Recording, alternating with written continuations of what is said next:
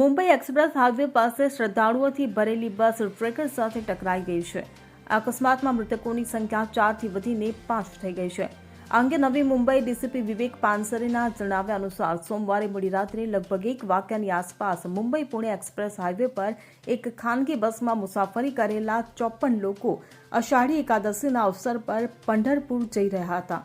શ્રદ્ધાળુઓથી ભરેલી બસ એક ટ્રેક્ટર સાથે ટકરાયા બાદ ખીણમાં પડી ગઈ હતી. અકસ્માતમાં ઇજાગ્રસ્ત 42 લોકોની સારવાર માટે એમજીએમ હોસ્પિટલમાં ખસેડવામાં આવ્યા છે, જ્યારે અન્ય 3 લોકોને સરકારી હોસ્પિટલમાં શિફ્ટ કરવામાં આવ્યા છે. પોલીસના જણાવ્યા અનુસાર અકસ્માતમાં ડોક્ટરોએ તાજા અપડેટ આપતા જણાવ્યું હતું કે અત્યાર સુધી 5 લોકોના મોત થયા છે અને બાકી લોકોની સારવાર ચાલી રહી છે. તો બીજી તરફ ખીણમાં ખાબકેલી બસને ક્રેનની મદદથી નીકાળવામાં આવી છે. મુંબઈ એક્સપ્રેસ હાઈવેના મુંબઈ લોનાવાલા લેન પર 3 કલાક બાદ ફરીથી વાહનોની અવરજવર ફરીથી શરૂ થઈ ગઈ છે. Bureau report CN24 news. હવે જુઓ દેશ દુનિયાની તમામ ખબરો તમારી આંગળીના ટેરવે. ઉઠાવો મોબાઈલ અને Google Play Store પરથી ડાઉનલોડ કરો અમારી CN24 ન્યૂઝ મોબાઈલ એપ.